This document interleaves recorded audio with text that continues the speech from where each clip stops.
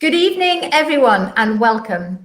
I am so thrilled about this evening's webinar. When we first had the idea to do an interview to mark the inauguration of a new president in the US, we had no idea, of course, that it would be quite so extreme.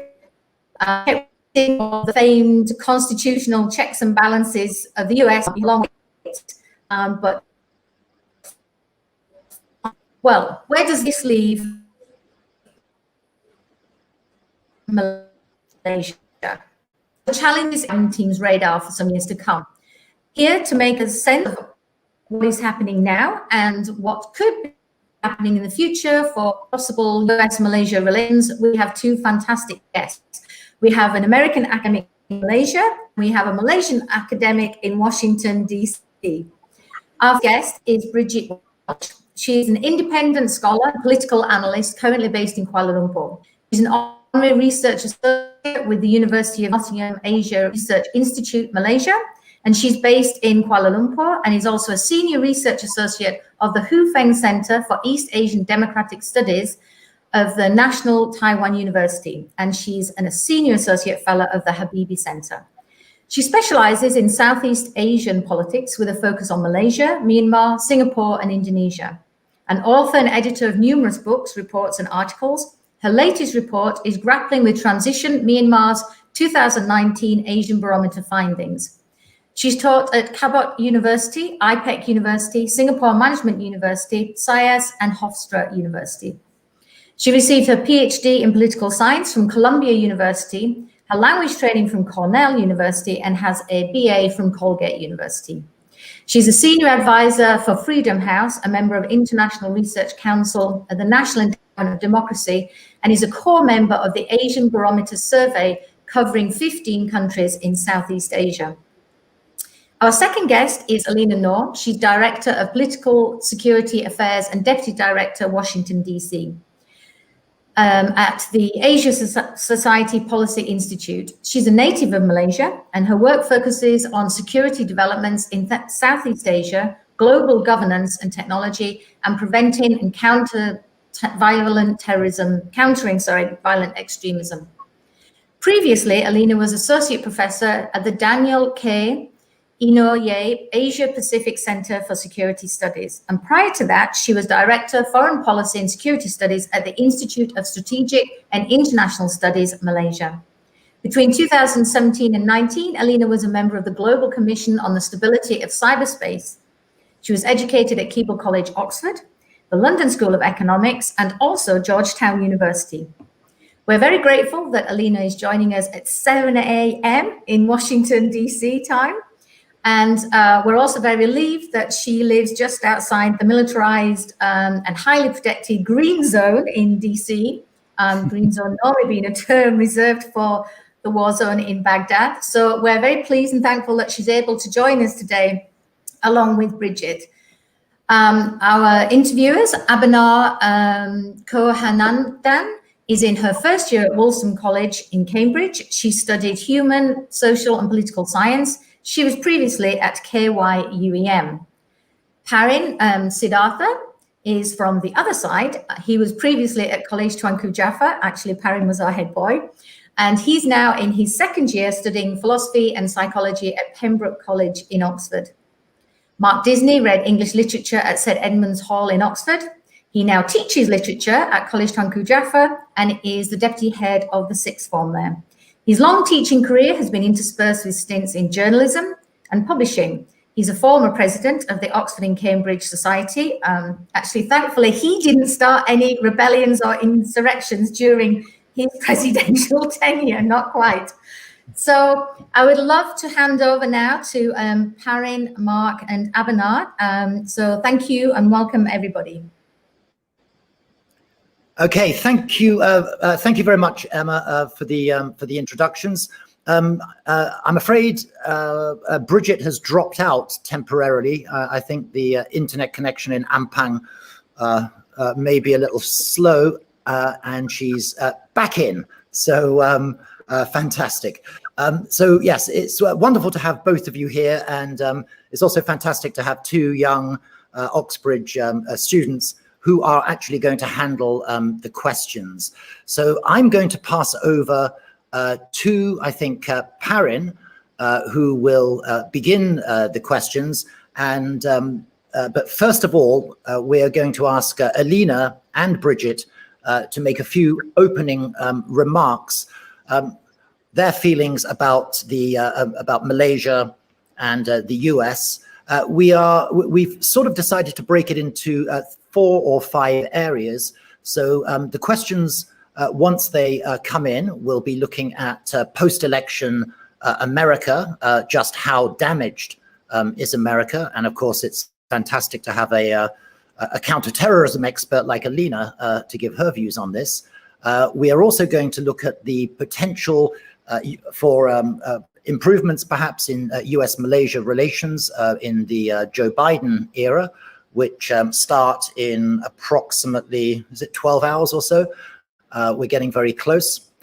We are then going to move on and ask our panelists to fill us in about US and China-India relations, especially this notion of whether or not America is in a state of inevitable decline and whether or not we can expect an Asian century, something that a lot of pundits have been talking about for some time. And then we'll finish off by looking at some of the bigger geopolitical issues as far as America is concerned. So without saying any more, Elina, if you could click on unmute yourself, and I'm going to pass over to you to give us some opening thoughts on this topic. So over to you, Elina. Well, good morning. It's literally a new dawn breaking today here in Washington, D.C. Thank you very much, Mark, Emma, Abhinav, and Parin for having me on this morning with my good friend, Bridget. Let me offer 3 observations to get us started. First, in order to appreciate what lies ahead for the incoming Biden administration, I think it'd be useful to very briefly take stock of where America is right now and how the last 4 years of the Trump administration has impacted the US's relations with Southeast Asia in particular. Under President Trump, partly by design and partly by, let's say, other circumstances, US foreign policy has been erratic, tumultuous, and inelegant. We've seen inconsistencies between Trump's engagement with leaders such as Xi Jinping, Vladimir Putin, as well as Kim Jong-un on the one hand, and the US's substantive policy towards China, Russia, and North Korea on the other. We've seen the US's heavy-handedness in the articulation of its trade policy, and we've seen what the US under Trump really thinks of multilateralism, institutionalism, and a so-called rules-based order in its withdrawal from the Paris Accord on day 1, the JCPOA involving Iran, the WHO, UNESCO, and the UN Human Rights Council, as well as its treatment of the International Criminal Court and the court's personnel. In Southeast Asia, our region, which prizes showing up as a sign of respect and commitment, Trump skipped nearly all the ASEAN summit meetings during his time in office. The US ambassador to ASEAN post has gone unfilled over the last 4 years. And whenever Trump administration officials have visited the region, the main talking point has always been about China, not so much Southeast Asia per se. Mike Pompeo's final days as Secretary of State have seen a scattering of more foreign policy landmines that will only complicate the Biden administration's re-engagement work even further. These landmines include the lifting of the US's self-imposed restrictions on its relations with Taiwan, the sanctioning of Cuba as a state sponsor of terrorism, and more sanctions against Iran. In sum, US diplomatic efforts at the very highest levels have been, well, rather undiplomatic in both approach and substance. The impact of the US's aggressive approach towards China in particular has been acutely felt in Southeast Asia. And we've heard Singapore's President Lee Hsien Loong repeatedly call for the region to not be made to choose between China and America. That said, there are aspects of the US's policy towards China that have been quietly welcomed by certain quarters in Southeast Asia.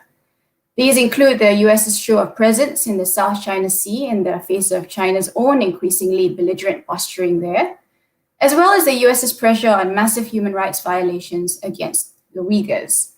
Yesterday, Mike Pompeo declared China's treatment of the Uyghurs as genocide, a determination that Secretary of State nominee Tony Blinken himself agreed with during his Senate confirmation yesterday evening. I think it's telling, though, that by contrast, the US has not made the same designation in the case of the Rohingya.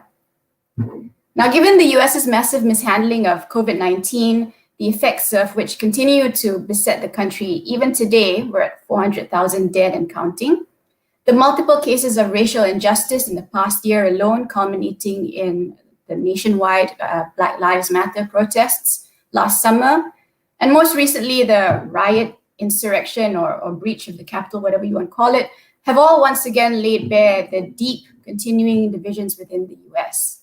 And none of these can be glossed over by picking more fights with China, assassinating Iranian commanders or scientists, or superficially mending ties between Arab and North African countries. Which leads me to my second point, expectations of the Biden administration. Jake Sullivan, the National Security Advisor designate, and Oxford alum, by the way, has made it clear in multiple interviews that it will be foundational for America to get its own house in order before being able to credibly project its leadership globally. Biden himself has spoken of leading not by the example of power, but by the power of example. And Tony Blinken, most recently in his Senate confirmation hearing, said that when America re-engages, it will do so with humility and confidence. Hopefully this will be true. This rebuilding back better at home in the US and abroad will obviously take time, since the incoming administration will remain preoccupied with the downward spiraling economy and a still raging pandemic, as I mentioned, for at least a good 6 months of its initial year in office. But US pledges of returning to multilateralism and a more familiar style of diplomacy will no doubt be welcomed by many parts of the world, including ours. Already, there are encouraging signs. The Biden administration plans to rejoin the Paris Climate Agreement, re-engage the WHO, and overturn Trump's so-called Muslim ban, all on its first day of office. There will be an Indo-Pacific coordinator at the National Security Council, a role to be filled by Kurt Campbell, one of the prime architects of the Obama administration's pivot to Asia, and an indication that Asia will once again be important to the US, hopefully not solely because of China. But the US's trade outreach in the region will still lag behind its political and security ties. Biden has not exactly signaled enthusiasm for joining any new trade agreements. And even if his administration were to consider one, such as the Comprehensive and Progressive TPP, there would have to be careful consideration by the current signatories, in addition to the US doing its own due diligence. Now, and this is my third and final point, what does all of this mean for Malaysia? The US and Malaysia have had a comprehensive partnership since 2014, but it has lapsed into dormancy over the last 4 years, not just because of the United States, but because of our own political shifts in the country. Perhaps the change in the Biden administration will be an impetus to revive this comprehensive partnership. But even if that doesn't happen, the Malaysia-US working relationship will still stolidly carry on as it has for more than half a century. What we will have to keep in mind is that despite the changes in approach, the United States of today is in many ways the United States of 2016 and of 2008. In the last 4 years, we've seen the starkest representation yet in the 2000s of what at least half of America really thinks of itself and of the world, but have not had the opportunity to say so in explicit terms. So in my view, the last 4 years in America were not necessarily an aberration. And we in Malaysia must be clear-eyed about this, since foreign policy is but an extension of a country's domestic policy. America's role in Southeast Asia in past decades bears this out very clearly. Despite its internal political divisions, the America of today has bipartisan agreement that China remains a serious competitor, or in the words of General Lloyd Austin, Biden's Secretary of Defense nominee, the quote, pacing threat to the United States. It's not clear in what way China presents itself as a threat to the US, but the subtext, I think, is quite clear, that the threat is not to a so-called rules-based order, whatever that means, because there's plenty of rule breaking that goes around, even by those who preach it, nor to a democratic system of governance, but rather to the US's leadership of the world. So US-China tensions will continue to slowly boil, particularly in the field of technology. And as Malaysia and the rest of Southeast Asia pitches its future on the fourth industrial revolution and all the tech acronyms that come with that, the region will have to bear in mind that power and politics of technology will increasingly be borne out in supply chain security, cybersecurity, and the ownership and consumption of data. The larger question for us in Malaysia is what sort of agency we will carve out for ourselves in this evolving strategic landscape, and perhaps more importantly, when. I'll leave it here, and I look forward to hearing what Bridget has to say and to a discussion with all of you after this. Thank you. Okay, thank you very much, Elina. It was a fantastic kind of summary of the big issues.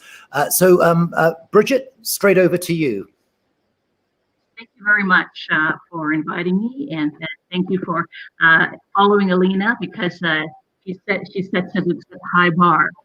I'd like to sort of speak to a few important issues of how I see things that are going to move forward. In terms of the government level, I think this is going to be a return to a new normal. It's not going to be the past, but it's definitely going to be something that is going to have something that is more familiar. So we're going to have the processes that are going to change from transactionalism to more professionalization, from chaos to predictability, and there's going to be greater access. I think for the US-Malaysia relationship, you have a new US ambassador, Brian McFeeters, coming. You have a person, Ed Kagan, who is under Kurt Campbell at the National Security Council, who has served in Malaysia. There are strong ties from the defense area. So you're going to have career diplomats who actually know Malaysia, have ears, and Malaysians will have people in Washington who they can speak to address the issues that may come up. The relationship will probably maintain this kind of low-key dynamic, but it will be one that is actually quite important. I also see new priorities.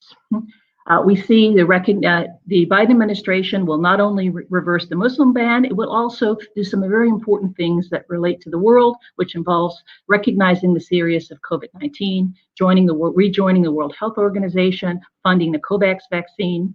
It will try to set new agendas in terms of climate change.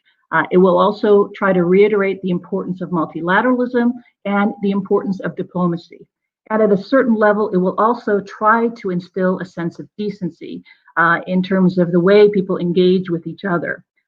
Now, of course, this is going to be very difficult, but these priorities will still be very, very important in the US-Malaysia relationship, as well as all priorities involving the South China Sea, terrorism, and of course, the importance of the economy.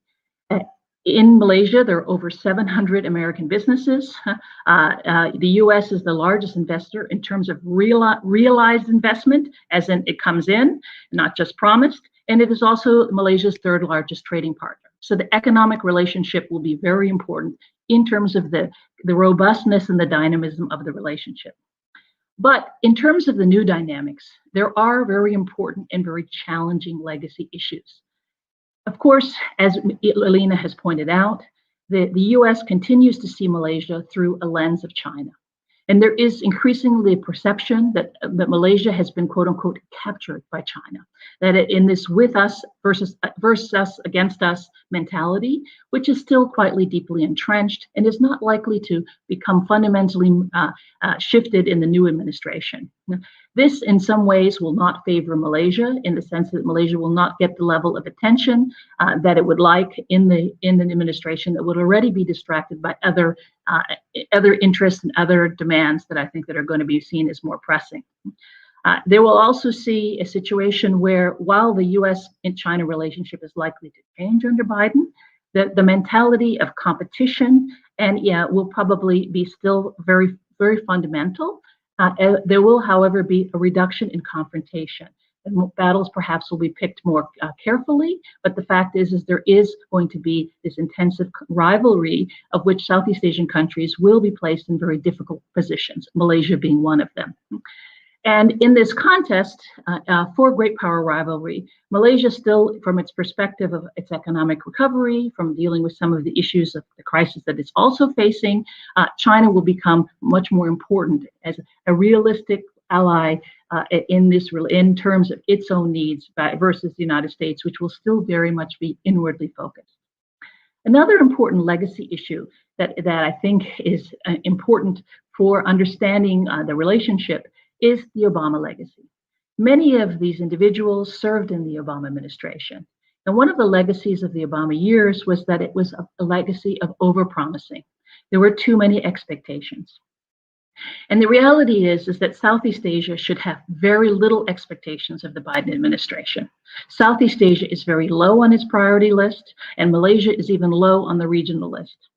The Biden administration has not articulated a clear policy on Southeast Asia. This will likely evolve, but it will take many, many, many months for this to become a reality.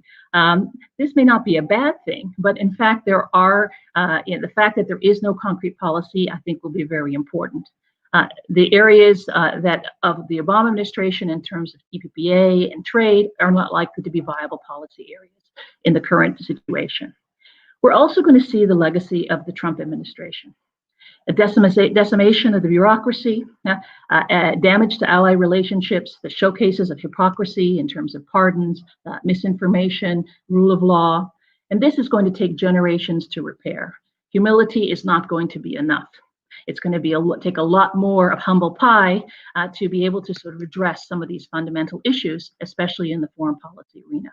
The Biden administration will be an inward-looking presidency. It doesn't even have its cabinet as it's supposed to be sworn in a matter of hours. And so this is going to be a real challenge in that context. We also have a situation where both countries, Malaysia and the United States, are still in political crisis. We have political polarization, racialized politics, and mobilization. Trumpism will not go away when Trump leaves office. There is competition for his mantle. The insurrection has left an imprint, and the splits in American society are real and obvious, and the facts there are continued threats for violence, as well as to challenges to democratic practices, as well as the problems of COVID-19.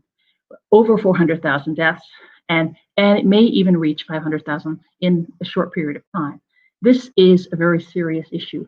And these issues are become very worrying. And then you add on to that the issues of the economy. Malaysia itself is similarly in crisis in its health areas, in the economy, and with a declared emergency.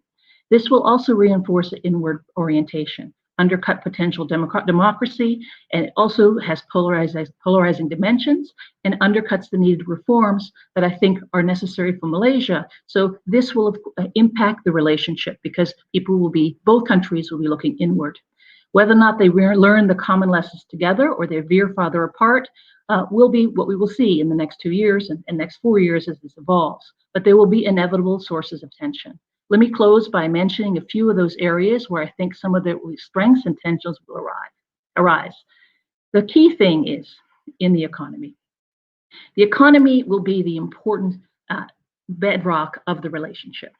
The United States and its investment in Malaysia will be important for Malaysia's recovery, especially given that the electronic sectors and where a lot of US investment is centered is a driver of the current growth in Malaysia's economy. This will be important to see how it is managed by the Malaysian government. The health, what's important will be what happens in the United States. The example that is set in terms of COVID-19, which will have important ramifications globally, which will spill over for Malaysia. In terms of problem areas, labor issues in terms of sanctions are likely to continue under the Biden administration. The concerns about forced labor and treatment of workers in areas like palm oil are going to continue to be on the agenda. Human rights issues, while there's a lot of humility needed on the US side, will get more attention than they did under the Trump administration. And these will spill over into the relationship. The nationalism in Malaysia will also spill over into the US relationship as well. And keep in mind that a lot of the US-Malaysia relationship is shaped by outside, that is the areas of ISIS returns from Syria, for example, policies in Saudi Arabia and Palestine. So the relationship may have a new normal, but in fact, it will still have very significant challenges to move away to a serious strengthening of the partnership that was introduced in 2014. So I project a relationship that is going to be challenged, in part because both countries will be dealing with their own crises. Okay, well, thank you very much for that. Very interesting parallels there between Malaysia and the US. What I'm going to do now is I'm going to hand over to Parin. We'd like to get your views, I think, to begin with, although maybe we've all got sick of this kind of 24/7 focus on the internal problems in America. So I think what we'd like to do is to begin by getting your views on what's happening in the States right now. Of course, Elina is right there in the heart of it. So the first set of questions are really to do with the internal politics of the US. And for that, I'm going to pass over, I think, to Parin to kick us off with the first topic, which is what on earth is happening in the US right now, and to get your views on that. So Parin, over to you. Yeah, thank you, Mr. Disney. Thank you, Bridget. Thank you, Elina, for your opening comments. And I noted that you did touch on how Trumpism has affected the bureaucracy, the democracy, and sort of the judiciary within America. But I think for those of us who've not had a first-hand view of what's happening in America, I guess my first question would be, how would you characterize Trumpism? And you mentioned how the Capitol riots, a lot of US pundits were very quick to suggest that this is not what America is. This is not what American democracy is. But shockingly enough, 1 in 5 Americans supported the Capitol riots, and nearly half of Republicans did do that. So how can we, have this idea? Is it not who most Americans or a large part of Americans really are? And moving on, when you talked about sort of the superficiality, when you talked about, moving on, the Biden administration moving on from Trump and a lot of changes in the government, how superficial do you think those changes will be, and how much do you think it will permeate into the democratic culture? I know I threw a lot of questions there, but yeah, there are 3 quite connected questions. Which one of you would like to go first? Up to you. I think in this case, it might be useful to hear from the American first. The Irish and American, so I can see out dual national here in that situation. But let me speak to the issues of Trumpism. I think that Trumpism, is a reflection of social movements in America that have had long roots and that have been responding to the socio-demographic shifts that are taking place. Many of the white nationalist empowerment is a response to the Obama administration, for example. We also see serious issues in terms of what Trump, the mobilization efforts in terms of misinformation, the areas involved in terms of creating or funding organizations, working through Christian evangelical organizations that help to nurture some of these mobilization efforts. So a lot of these things have been around for a long time, as Elina mentioned earlier, but they've gained more life during the Trump years. And they reflect a very deep divides in the American society along race, along economic areas, along perceptions of what nationhood is in America in terms of senses of entitlement and belonging. And these things are going to continue to play out. Unfortunately, because America has access to weapons and many Americans own guns, there are deep concerns that they will continue to be violent and have violent dimensions. So these forces are going to continue. The question becomes is how they are mobilized and who mobilizes them. One of the impacts of the insurrection in January 6th is we're seeing more divisions among some of the different groups, the QAnon groups and other organizations such as Proud Boys that had different foci and different mobilization networks. I think there will probably be some continued splitting as these things move forward, but they are very powerful and will continue to be so. You mentioned also about the idea of what America is, not what America is, but I think that everybody understands or should understand that this is what America is, but it's not necessarily what many Americans want America to be. And I think as a consequence of that, there's been a lot of reflection and a lot of responses and a lot of anger among a lot of Americans about what happened with the insurrection. And of course, we've seen intensive political mobilization. A record number of Americans went to the polls on all different sides. So I think that it depends. You have to recognize that there are other forces that are also mobilizing in response to some of the forces that have captured the headlines. But that doesn't mean that these problems are going to go away anytime soon. And the forces of divisiveness are in the Congress. And whether or not those forces get empowered are going to be important barometers to watch in the short term. We also see a situation where the appointments and the legacy of the Trump years in terms of the judiciary in particular will also continue to kind of feed some of the divisiveness, which I think will be very problematic in terms of being able to reach some sort of consensus among issues, because the appointees have been on the different political poles.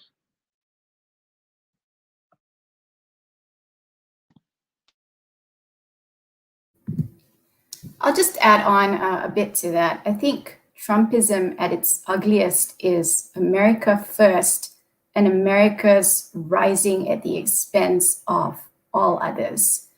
Every nation puts its national interests first, but not at the expense of friends, partners, and allies. And I think we've seen the worst of that come out over the last 4 years. And I think we have to remember that the popular vote was split almost equally between Biden and Trump. And despite all the cries of this is not us, and this refusal to acknowledge that this is at least half of America, I think it's very clear. And if you read articles by, say, Ibrahim Kendi in this month's Atlantic, it's very clear over centuries, over decades, that this is indeed America. But I think the beautiful part is that there is this reflection that's taking place within America right now, more soul searching, more pause and reflect.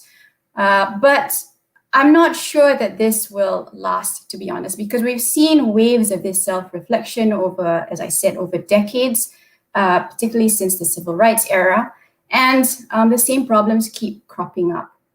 Now, what this means for the rest of us outside of America is whether over the next 4 years, we may see some peace and stability and some predictability compared to the last 4 years. But what happens after that? Are we going to have a swing back to Trumpism? Because as Bridget said, Trump may be gone, but Trumpism remains. And so I think we have to be very clear-eyed, as I mentioned in my remarks, about how we conduct our relations with not only the US, of course, but with other partners in the region. Because political swings will happen, and we have to be prepared for that. Thank you. Thank you for your answers, both of you. I think moving on from Trumpism and focusing on how the US is specifically, a big question that's on the minds of a lot of people globally is the concept of democracy on an international level. Western democracy versus Eastern democracy, and there's a general understanding of democracy. So I would like to quote one of my favorite journalists in Malaysia, Mr. Jabbar Sadiq, who said sarcastically that he thinks Malaysia should call the US ambassador to Malaysia and demand that government respect the will of the people, and any undemocratic means will invite serious repercussions. So he said it sarcastically because the US has always promoted itself as this beacon of democracy. However, a big question here is, should America really do that? Or should they focus on fixing democracy back home? Or should they focus on how they can promote democracy globally? How has the Trump administration and the US in general affected the global concept of democracy?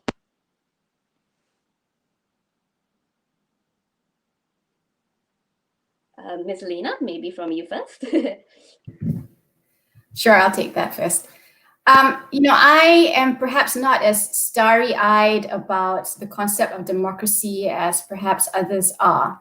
And I think this is because we've seen the record of so-called democratic countries in developing regions such as ours. We don't have to go very far back, just a few decades ago to the 1960s, 1970s, when democracy and anti-communism were huge rallying cries. And I think those of us who've lived in the colonial global south understand that democracy to the global north is not the same as democracy in the global south. And the effects are continuing to bear out even till today. Over the last 4 years, what we've seen is even more clear manifestation of that. Democracy to one country means one thing, and democracy to another country may mean something else. And as you know, we in Southeast Asia do not put a premium on political ideology for cooperation. The very stark manifestation of what democracy means versus what authoritarianism or being an autocrat country is not so clear. And I think we've seen this very specifically over the last 4 years. Democratic countries can have streaks of authoritarianism, and authoritarian countries can have streaks of democracy. It's not a very strict binary if you look very closely at issues playing out in countries that may be considered democratic and in countries that may be considered authoritarian. So I think there is truth to what Jabba wrote. And I think that those of us who are perhaps a little bit more idealistic about democracy might need to do our own reflection about what it really means when we're preached democracy to, and what democracy means in our own country. So I think this level of humility that the US and the Biden administration officials are now talking about, hopefully that will be the guiding post for their policies. But already Biden himself has promised a convening of a summit of democracies in his first year. Now, I think this will be slightly alienating, particularly to countries in Southeast Asia that are not all democratic, but are not evil. And so I am curious as to how this premium on democracy that the US will continue to put will play out under the Biden administration. I think that generally... Okay. Sorry, Bridget, carry on.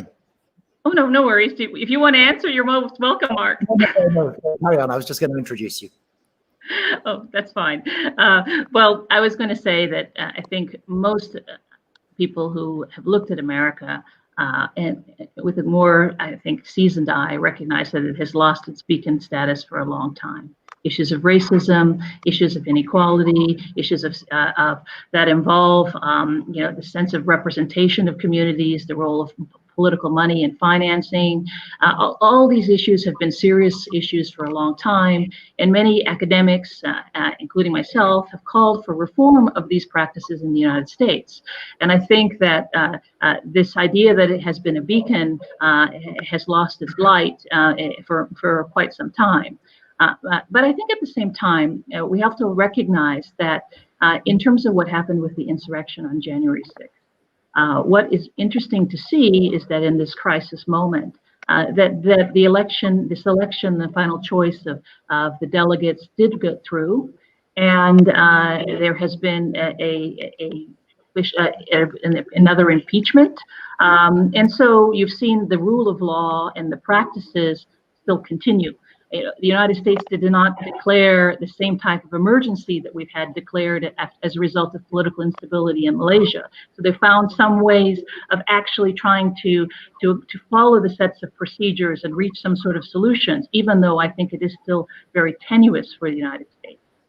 And I think what will be interesting to watch is what happens after Trump leaves office, in terms of how he will be judged for the abuses of power while he was in office. Will he be allowed to go free, or will he have to face the courts? And probably he will go free, but he will face a lot of court decisions. And I expect that him and his family and those many of his people around him, who even those that might have been pardoned but may actually now face state laws, for example, like Steve Bannon, will actually have to face some of the issues associated with the rule of law. So I think that there are some procedures that are still valuable and that I think that are going to be tested in the months ahead. But at the same time, there's no question to what Elina was saying, that she's absolutely correct, that the United States needs to recalibrate its expectations and to recognize its own failings when it speaks to people, and has to listen and respect that there are different trajectories. That doesn't necessarily mean that there are not shared values of people who want a better and more representative system across different countries, including that in Malaysia.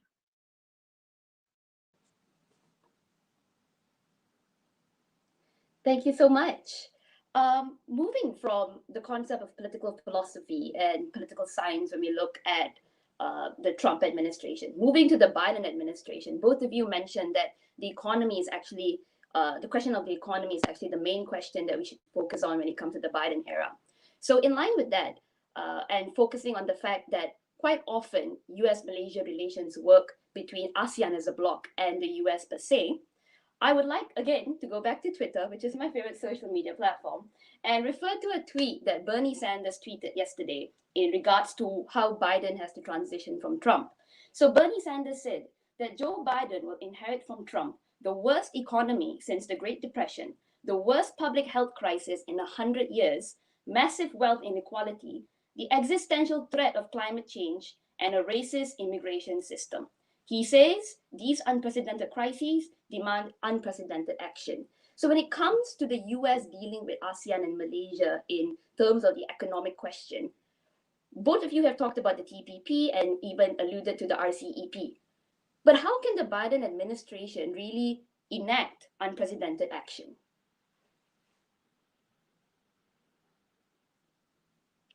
Up for anyone. It's going to be hard, in a nutshell. There is no appetite right now for within the US to enter any trade agreements, and this has been made explicitly clear by Biden and his team. But investment will continue to play a role, private investment in the US's outreach to the rest of the world. I just don't think that at this time it can match the scale of some of, say, for example, the BRI projects, even in this global economic downturn. China may not be offering the same amounts of money as it did pre-COVID, but the US's private investment is no match for the amounts of investment that will be needed in Southeast Asia's infrastructure. So economically speaking, I think the US will still, as I mentioned in my remarks, lag behind its other aspects of its outreach, its political, diplomatic, and security outreach. And I think, as Bridget mentioned as well, this is going to be, the economic relationship is going to be key for many countries in Southeast Asia in its engagement with the US. I'm not quite convinced just yet, given all the issues that are going to be preoccupying the Biden administration's attention in its first year, that there will be any bandwidth left for the US to really pump up the economic relationship with Southeast Asia. So I'll leave it at that. There is no easy answer to that question. We have a question just come in from Sean, who's one of the Oxbridge members, and he says, will there be another Trump? And can you see, or can you think perhaps where that figure will come from? Bridget, can I put that to you? Well, will it be another Trump? One certainly hopes not. But I think that, will there be somebody who can potentially mobilize these political forces? I think yes.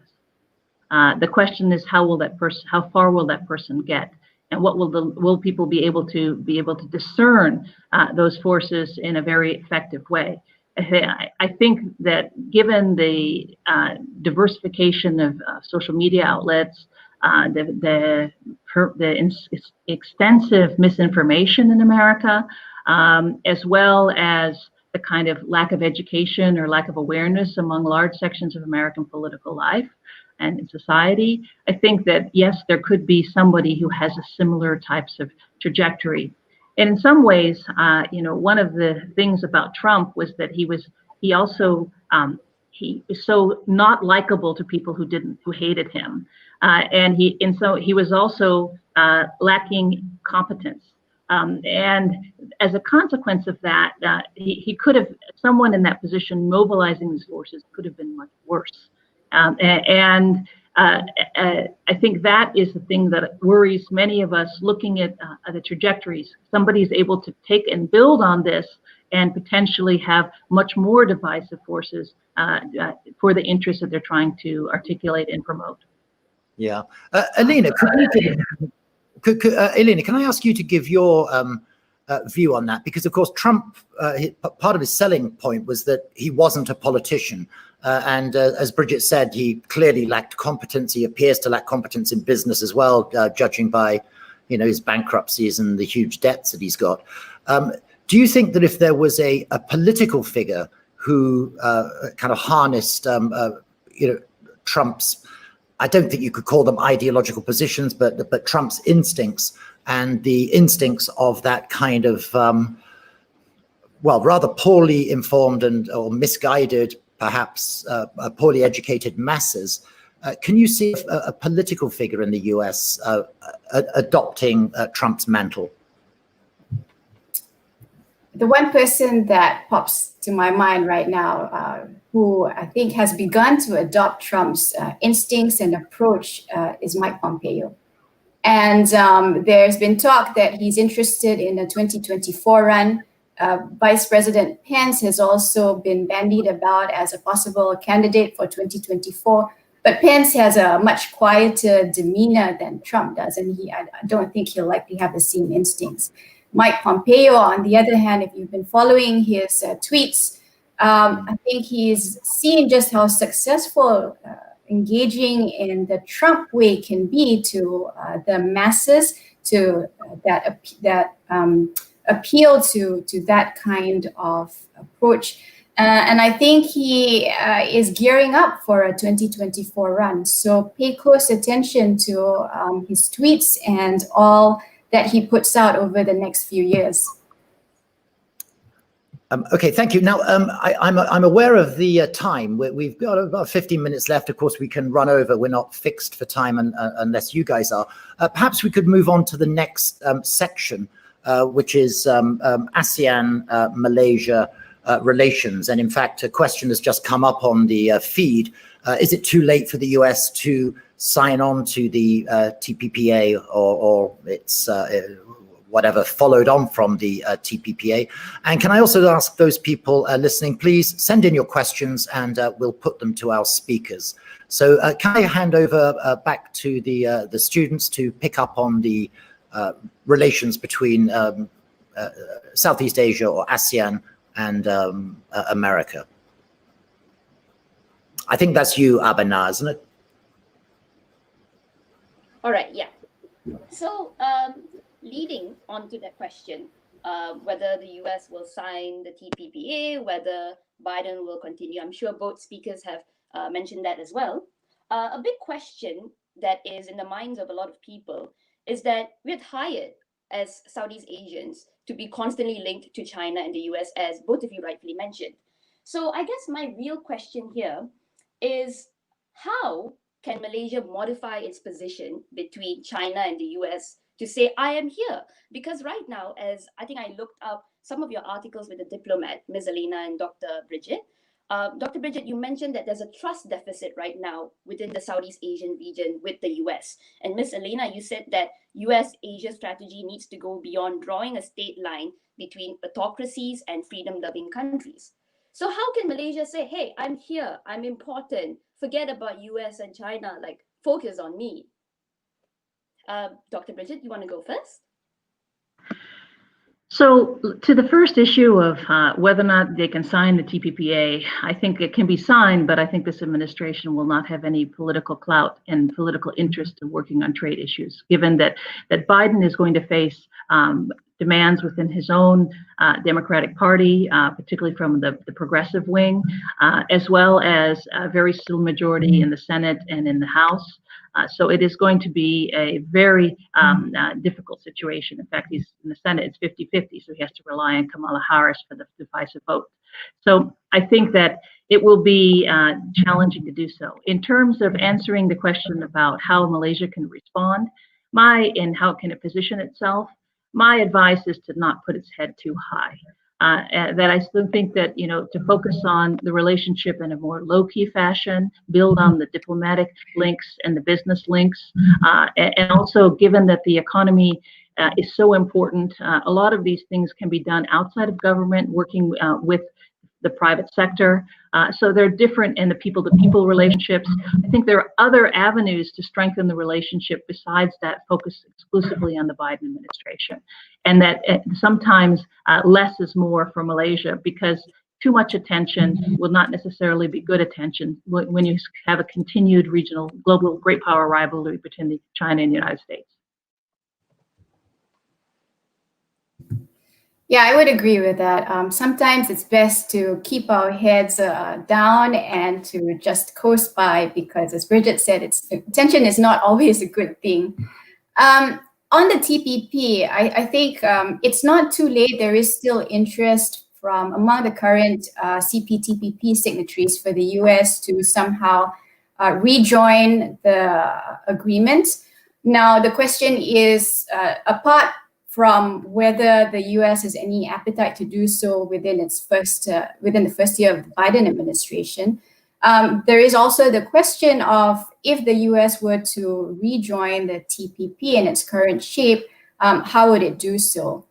My institute has come up with a report that suggests 4 different ways, and these include joining the CPTPP as it is now, renegotiating the CPTPP, which will not be looked on too kindly by the current signatories. But I think the crux of the matter is that there is interest from among current signatories to have the US back in the fold primarily because of market access. But it depends what conditions the US imposes, because it will do so, and whether or not there is sufficient interest in and among the current CPTPP signatories to reopen negotiations and undo everything that has already been negotiated. For now, I think this will be parked by the wayside. And I agree with Bridget that given the difficulties surrounding the economic and political dimensions of the bilateral relationship between the US and Malaysia, there should be a focus on working with people outside of government. So people-to-people ties will be crucial. And I think we've forgotten a little bit about this dimension of the relationship. Things like the arts and culture and sports diplomacy, these can be brought back to life. We often tend to think of them as trivial, but in these times, I think they can be real fasteners of the relationship that we've underestimated. Coming back, I hope you heard that, Bridget. I'd like to get your view on this, maybe picking up on something that that was just said. We've got a question from Lango, who says the US is soon going to have a new ambassador. If you were to give advice to the incoming ambassador, what should his priorities be in dealing with the Malaysian government? Careful, hati-hati lah. Be careful. There may be a new government anytime. There may be a situation of emergency declared. Now, I don't want to be too facetious in describing this, but I think that the political instability that exists in Malaysia is actually an issue that involves care in terms of the relationship. And the Malaysian, there is also needs to be a sensitivity to the fact that Malaysia is facing that worst crisis it ever had. Earlier, Aberna read this quote by Bernie Sanders, and I think he was talking about America, but that same quote could have been applied to Malaysia as well. The worst economic crisis, the worst health crisis, and so forth. And I think as a consequence of that, I think that You want to show how you can be constructive in that relationship. Ambassador Brian McPeters has been stationed in Malaysia. He's been stationed here before. He's familiar with the society. He knows many of the political players. So he comes in with a lot of background and knowledge. So I think he understands those particular different landmines that are evident in Malaysia. And Malaysia is in a situation of abnormal politics. So there are different doors being opened and different practices being adopted, and many of the old practices that people wanted to remove are still very highly prominent. So I think trying to find common ground. Where's the common ground? It's the economy, stupid, and the health area. Those are the two parameters. Those are the concerns for ordinary Malaysians, and those are the most pressing needs. But part of that in these two areas involves some reforms and finding grounds for reform to be inculcated into these discussions, and also finding funding and support in areas that are involved people to people in the private sector, I think will be very important. Thank you. Parin, can I pass back to you to continue with the question? I know there's a group of questions towards the end to do with Malaysia, China, India, but also geopolitical. So we've still got 5-10 minutes to go. Yeah. So going back to the geopolitical side of things, you see, we see two big powers increasing their hold over Southeast Asia, and like rightly as you've mentioned, I think as Malaysia is concerned and as Southeast Asia is concerned, more of the effects that we'll feel may be from the struggles between these larger powers. And so particularly in Southeast Asia, we see China recovering strongly from COVID compared to the US, including through its vaccine policy, through its production and export of vaccines. And we've also seen China becoming increasingly confident and flexing its muscles with the Philippines in the South China Sea, and especially with Australia recently in their comments on the troops, etc. On the other side, we also see India taking a more hostile stance against China. And within ASEAN, this has resulted in at least trade agreements with Vietnam and Myanmar, both nations that border China. So my questions are specifically, is this an indication that Chinese hegemony over the region will replace the US? Secondly, within this hostile standoff that seems likely between India and China, where will the US position itself? And how will this affect ASEAN? Bridget, would you like to take the question? So the first question involves the issues associated with the role of China. I think that those that talk about an Asian century, I'm reminded of the similar litany of books that were written about this during the early 1990s, that this is the year of the Asian region, and there is actually going to be a kind of rise of Asia. And the 1997 financial crisis put a stop to that. I think that it's still too premature to talk about an Asian century. I think there are many Asias and many different tensions within the region that are and many challenges that the region are facing, including within China itself and within many of the other countries, as well as Malaysia. So I think that as a consequence of that, we should be more cautious of talking about this one replacing another. That said, China's power is clearly rising and has risen, and it is the regional hegemon. Whether or not it is the global superpower, I think that's probably too much of a step.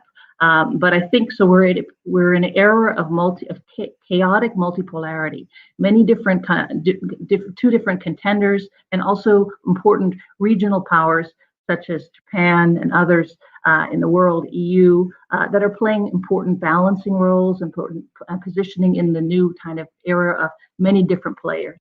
And in this period of multiple players, there's higher levels of instability. And that means that for a country like Malaysia, who's trying to manage its foreign policy to position during many different players, it has to be careful in how it goes about doing that. And it is aware of that and quite savvy. It also has to recognize and deal with a China that is expecting a lot more from Malaysia. And China has been very successful in a matter of a year, to come from being the COVID center to becoming the place where it is actually the major procurer of vaccines for the region. This vaccine diplomacy, I think, speaks to the savviness of the Chinese government in terms of adapting its foreign policy to the needs of the region, and it actually has, I think this has had considerable gains. But there will be inevitable tensions that come from that, and not just the issues of China's role, but also whether or not these making too close a relationships. And those tensions also exist within Malaysia and within many different countries. So my sense is that when we look at these issues of great power rivalry, we have to recognize that it's not as simple as a quick change. We're in a decade and in a period of time of intense transition, and this will create instability and inevitable tensions. Elina, do you have anything to add to that? Well, I agree with everything Bridget has said, and I think it's important to emphasize that there are different trajectories within Southeast Asia itself, and there isn't a monolithic ASEAN region. So we pick our alignments based on issues, and it's not certain yet whether there will be a China-centered Southeast Asia or a US-centered Southeast Asia. There won't be one. And Southeast Asia for itself will have to determine its own agency in these different issues. I think also that with the US having been the global hegemon for so long, the US has de facto become the model of how superpower should lead. Which has both its pros and cons. And I think the hope in the region is that as China rises, China, generally speaking, there are exceptions, of course, has not been an expansionary power just yet, in the same way the United States has. And the hope is that it will not follow in the US's footsteps as it grows larger, more muscular, and stronger. What I think the hope is, and the question is now whether the US will be able to accept China as a co-leader, or whether it will be interested in preserving its primacy over and above everything else in the global or even regional structure. So that's something that we have to keep our eyes peeled on, and be very wary of moves to move the region one way or another. Thank you so much for those questions. I think one question that's kind of a big thing on a lot of our minds is that COVID-19, like Parin alluded to as well, was this big transformational event in 2020. So whenever we talked about international relations, we always talked about international communication or international diplomacy that we could predict. So in line with that, how have the global crises of 2020 and potentially 2021, so we're talking Brexit, we're talking COVID, we're talking social-political uprisings, etc., how do you think they could influence 2021? And linking with kind of like a closing question that Parin and I had in mind, do you think we could look back at 2021 and say, hey, we predicted all of this, or hey, we never predicted any of this? Because 2020 was a very surprising year. So anyone wants to take that?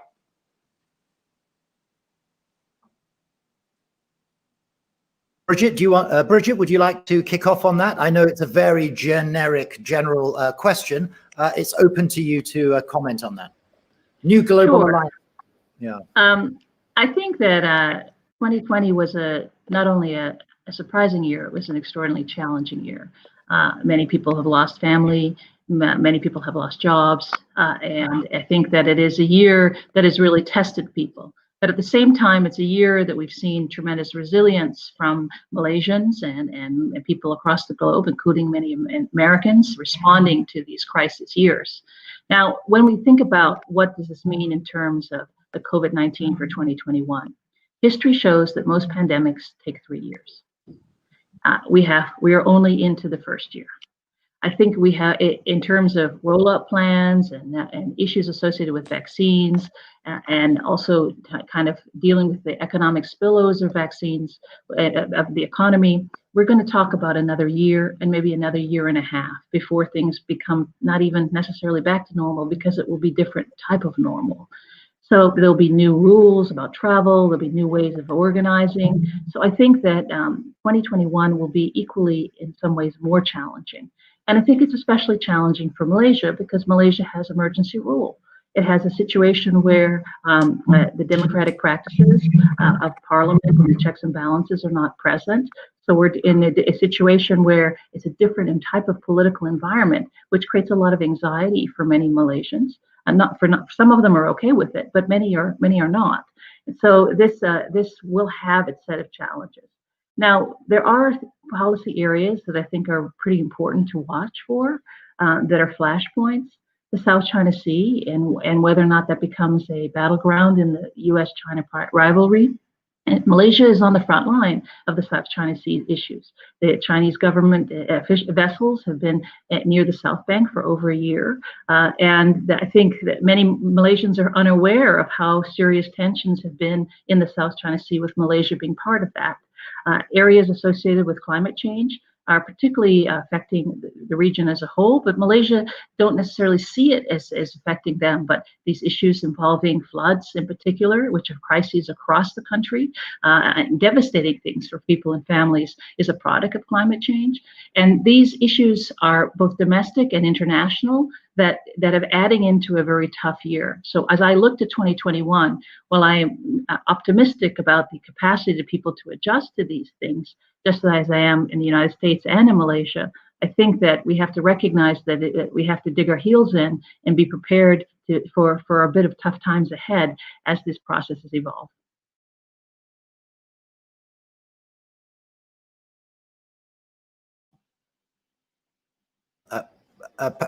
Elina, would you like to comment on that, on that big overarching view of what 2021 holds in store? I think it's always very dangerous to predict what will happen. And nature has shown us that when you try to do that, it will upend everything, as we saw last year. I agree that we're still working our way through COVID, and it will take at least a couple more years. And even then, we will emerge in a very, very different world. So for those of us who are hoping to go back to a world BC before COVID, I urge you to cast those hopes aside and look to a more different future. The South China Sea, as Bridget mentioned, will continue to be a sticking point in relations, not only between Malaysia and China, but Malaysia and its other Southeast Asian claimant neighbors, but also Malaysia and the US. And it will be a challenge for Malaysia to manage this over the next couple of years as the Code of Conduct comes to a close. But I would also put on the table the Mekong region as another potential flashpoint, if not managed carefully within our region. And climate change, of course, it's very real. There are very, very close links between global warming and the pandemic. And what we're experiencing now, I think, will only be playing out over the next few years. You know, the amount of plastic that's being consumed just in this pandemic alone should raise red flags as to what this means in the near future for us, both in terms of environmental disasters, but also in terms of global public health. And I don't think that we're thinking this through very closely enough, because we're just trying to work our way day by day through this current pandemic. And a long-sighted vision of what we want our world to be like once this pandemic is done is something that we need to pay close attention to right now. Thank you. I'm very conscious of the time. I know you guys perhaps push for time, so I'm going to pass to Parin for a final question before we wrap up. Over to you, Parin. Thank you, Mr. Disney. We've talked about Trump. We've talked about Biden. Of course, we wish him the best of health on his first day and in his years in office. But he is the oldest he is the oldest president to be sworn in. And so one question that a lot of people have on their minds is what happens, should the worst happen? How would things change if Kamala Harris were to become the president? How would this affect US-Malaysia relations? Elina, would you like to take that question? So there are constitutional provisions in place for Biden not to be able to fulfill his role as president. In terms of the bilateral relationship, I don't think it will change very much at all, because the institutional challenges, structural problems that we talked about during this whole session will still remain. Kamala Harris will just be a different person, perhaps a younger person, to take over the reins and manage these challenges with a little more vigor. But US relations and its leadership role in the world does not depend on one person alone. And if you look at the people that Biden has nominated for senior cabinet roles, you'll see that quite a few of them are youthful and full of vigor. So I don't think that the net effect will change very much at all. Thank you. And perhaps, Bridget, I'd be interested in your view on this, because you mentioned earlier that part of Trumpism is a reaction to America voting in its first half-white president, Obama. What happens if the candidate is a non-white woman? Is that going to make things even more difficult, perhaps, for the Democrats? Well, if there's going to be a woman in office, it's always a good thing, and I think that. But at the same time, I think it's too premature to be talking about one person leaving and passing on. I think we've got now a matter of 4 hours. We're going to have Biden inaugurated. We wish him well in office and working with Kamala Harris. But I think the issues of racism, the issues of inequality, the issues of Trumpism are themselves going to take a lot more than two individuals, and they're also going to take reflection on the large parts of American society and within institutions such as the police and the military that also have been divided over these sets of issues. So I would say that to rest things on an individual is not adequate to address some of the fundamental challenges that America is facing. But it is also very important that we're seeing the first women vice president in America. It's come late compared to many countries in the world, and I think it will be a welcome change for American politics. Thank you very much. I'm very conscious that we're approaching 9:15, so it's 8:15, I believe, in Washington in the morning. 3 hours, 45 minutes to a new presidency, all very exciting. We'll be tuning in.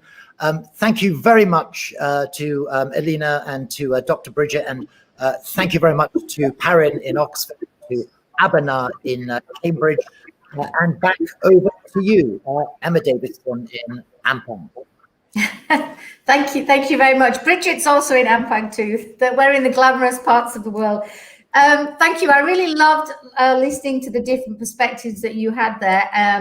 Very cautiously optimistic is how I would sum that up, with lots of red flags planted at various points as well. Recalibration seemed to be the main word that came up quite a lot.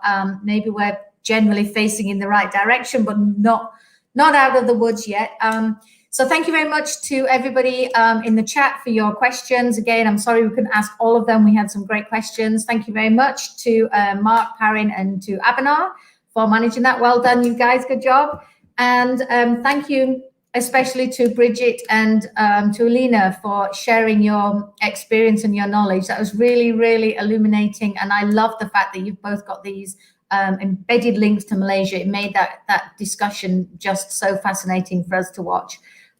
So thank you very much, everybody, and stay safe in DC, wherever you are, in Ampang and around Malaysia. So thank you very much, and good night, everybody. Good night. Bye. Bye.